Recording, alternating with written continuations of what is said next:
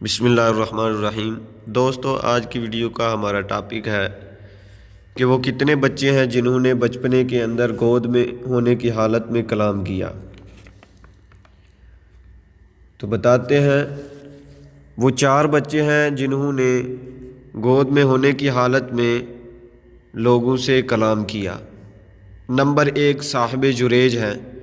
یہ وہ بزرگ تھے جو عبادت کرتے رہا کرتے تھے، اور ان کا ایک بہت ہی بڑا ایک گھر تھا جس کے اندر عبادت کرتے تھے، اور یہ گاؤں سے بہت دور تھا۔ ایک دن ان کی ماں ان کے پاس آئی کسی کام کی غرض سے، اور پیچھے سے آوازیں دیتی رہی، اور وہ اپنی عبادت میں مشغول تھے اور یہ سوچ رہے تھے کہ میں نماز کو توڑوں یا اپنی والدہ کی بات کو سنوں۔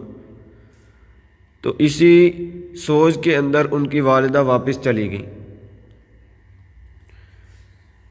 جب واپس چلی گئیں تو پھر دوبارہ دوسری وقت آئیں، پھر تیسرے وقت بھی آئیں، تو ان کو غصہ چڑھا۔ انہوں نے کہا، بد دعا دی کہ اللہ تجھے اس وقت تک موت نہ دے جب تک کہ تجھے کسی زانیہ کے ساتھ واسطہ نہ پڑے۔ تو کچھ دن بعد ایک عورت آئی جو اس گھر کے دیوار کے سائے کے نیچے بیٹھی۔ تو انہوں نے دروازہ کھولا تو وہ بھاگ کے اندر آ گئی۔ اس نے کہا، میرے ساتھ زنا کرو۔ انہوں نے کہا کہ تم اللہ کا خوف کرو اور اللہ سے ڈرو اور یہاں سے چلی جاؤ۔ ان کو باہر نکال دیا۔ تو اس عورت نے قریب ہی ادھر ایک چرواہا تھا، اس کے ساتھ منہ کالا کیا اور ادھر ہی اس کے پاس رہنے لگی۔ تو اس سے ایک بچہ پیدا ہوا۔ پھر لوگوں کو اس نے متنبع کیا اور کہا کہ یہ بچہ جو فلاں گھر کے اندر عبادت کرتا ہے، جریج، اس کا ہے۔ سارے لوگ آئے اور انہوں نے اس کے گھر کو ڈھا دیا اور اس کو مارنے لگے۔ تو اس نے لوگوں سے پوچھا کہ میرا کیا قصور ہے، مجھے یہ تو بتاؤ۔ تو انہوں نے کہا، ہاں اتنے بھولے بن رہے ہو، آپ نے زنا کیا، اس سے بچہ پیدا ہوا اور ابھی کہہ رہے ہو میرا کیا قصور ہے۔ انہوں نے کہا، کون سا زنا کیا، کس کا بچہ پیدا ہوا۔ انہوں نے اس عورت کو سامنے کیا تو انہوں نے کہا، کون سا بچہ ہے، اس کو لاؤ میرے پاس۔ جب اس بچے کو لایا گیا تو کچھ دنوں کا بچہ تھا۔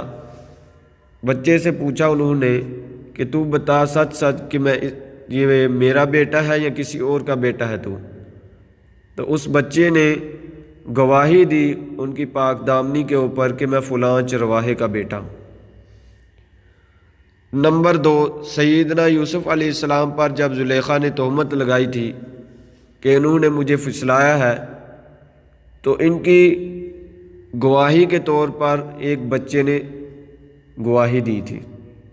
نمبر 3 فرعون کی باندی کا بچہ بھی چھوٹے بچپنے کے اندر بولا تھا۔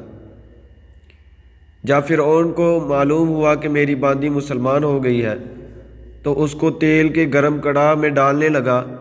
تو اس نے اپنے بچے کی طرف دیکھا تو ہچکچائی کہ میرے مرنے کے بعد بچے کا کیا ہوگا۔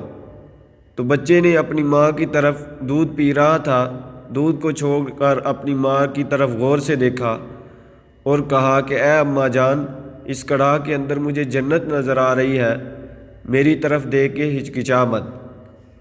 تو اس کی ماں نے فوراً کڑاہ کے اندر چھلانگ لگا دی۔ نمبر 4 مریم علیہ السلام کی برات کے لیے عیسیٰ علیہ السلام کا کلام تو بہت ہی مشہور ہے۔